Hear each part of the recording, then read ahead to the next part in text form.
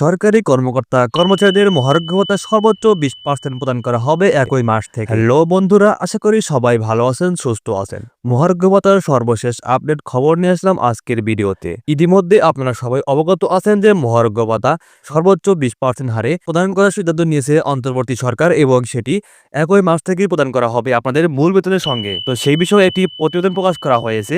তো প্রতিবেদনে বলা হয়েছে সর্বোচ্চ 20% হারে মহার্ঘ ভাতা দেওয়া হবে সরকারি কর্মচারীদের। তো এই ভিডিওতে সেই প্রতিবেদন নিয়ে আলোচনা করব। আমরা দেখব প্রতিবেদনে সরকার কি বলেছেন এবং জনগণ কি বলছেন, সরকারি চাকরিজীবীরা কি বলছেন মহার্ঘ ভাতা সম্পর্কে।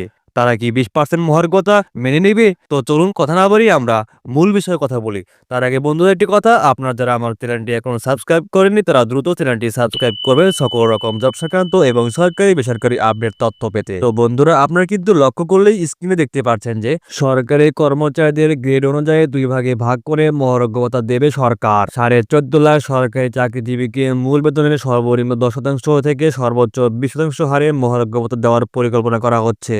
অর্থ মন্ত্রণালয়ের একজন কর্মকর্তা জানান, মহার্ঘ ভাতা বাস্তবায়ন নিয়ে মন্ত্রণালয়ের কর্মকর্তারা গত বুধবার সভা করেছেন। সভায় সর্বোচ্চ এবং সর্বনিম্ন হারে মহার্ঘ ভাতা ধরে এই খাতে বছরে কত টাকা বাড়তি খরচ হবে তার হিসাব করা হয়েছে। সরকারি কর্মচারীদের মহার্ঘ ভাতা দেওয়ার বিষয়ে সুপারিশ দিতে গত 12 ডিসেম্বর প্রধান উপদেষ্টার মুখ্য সচিবকে আহ্বায়ক করে 7 সদস্যের কমিটি করেছিল অর্থ বিভাগ। এই কমিটি এর মধ্যে দুটি সভা করেছে। জনপ্রশাসন মন্ত্রণালয়ের হিসাব অনুযায়ী বেসামরিক প্রশাসনের সরকারি চাকরিতে এখন 14,43,518 জন কর্মরত।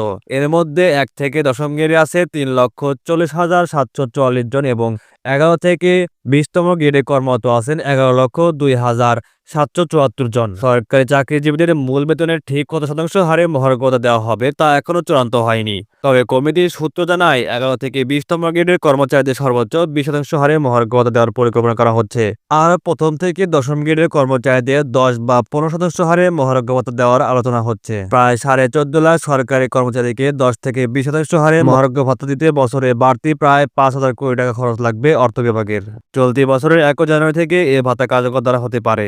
মহার্ঘ ভাতা পর্যালোচনা কমিটির সদস্য ও জনপ্রশাসন মন্ত্রণালয়ের জ্যেষ্ঠ সচিব মকসুদুর রহমান জানান, আগামী বাজেটের আগেই মহার্ঘ ভাতা ঘোষণা করা হবে। বার্ষিক ইনক্রিমেন্টের সময় মহার্ঘ ভাতা মূল বেতনের সঙ্গে যোগ করা হবে। এবার পেনশনভোগীরা মহার্ঘ ভাতা পাবেন। প্রথম থেকে 10তম গ্রেডের কর্মকর্তারা 20% এবং 11 থেকে 20তম গ্রেডের কর্মচারীরা 30% মহার্ঘ ভাতার দাবি জানিয়েছেন। তবে অর্থ বিভাগের এক কর্মকর্তা বলেন, মহার্ঘ ভাতা সর্বোচ্চ 20% বেশি দেওয়া হবে না। এবারের মহার্ঘ ভাতা মূল বেতনের সঙ্গে যোগ হওয়ায় আনুপাতিক হারে সবার বাড়ি ভাড়ার অর্থ বেড়ে যাবে। ফলে মহার্ঘ ভাতার বাইরেও সরকারের খরচ বাড়বে। এর আগে কখনোই মহার্ঘ ভাতা মূল বেতনের সঙ্গে যুক্ত করা হয়নি।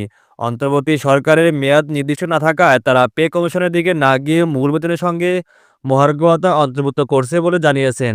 মূল বেতনের সঙ্গে মহার্ঘ ভাতা যোগ হলে কর্মচারীরা তারা সুবিধা পাবেন। এটা সবার জন্যই ভালো হবে। যখন রাজনৈতিক সরকার আসবে তখন তারা মহার্ঘ ভাতা তুলে নেবে এবং নতুন বেতন কাঠামো গঠন করবে।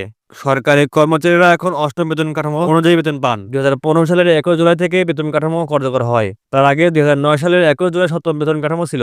8ম বেতন কাঠামো নিয়ে সুপারিশ দিতে 2013 সালের পে কমিশন অ্যান্ড সার্ভিস গঠনের আগে সরকারি কর্মচারীদের জন্য 20% হারে মহার্ঘ ভাতা দেওয়া হয়েছিল। ওই হারে মাসে সর্বনিম্ন 2,000 টাকা এবং সর্বোচ্চ 6,000 টাকা দেওয়া হয়েছিল মহার্ঘ ভাতা। তো বন্ধুরা, আশা করি আপনারা বিষয়টি বুঝতে পেরেছেন। মহার্ঘ ভাতা নিয়ে এখনো কোনো সিদ্ধান্ত চূড়ান্ত হয়নি। তো আশা করা হচ্ছে মহার্ঘ ভাতা সর্বোচ্চ 20% দেওয়া হবে এবং এটি আগামী 30 জুন অথবা একই মাস থেকে প্রদান করা হবে আপনাদের মূল বেতনের সঙ্গে। তো মহার্ঘ ভাতা সম্পর্কে আপডেট তথ্য পেতে হলে অবশ্যই চ্যানেলটি সাবস্ক্রাইব করবেন, লাইক কমেন্ট শেয়ার করবেন। দেখা হচ্ছে পরবর্তী ভিডিওতে। ততক্ষণ ভালো থাকবেন, সুস্থ থাকবেন। আসসালামু আলাইকুম।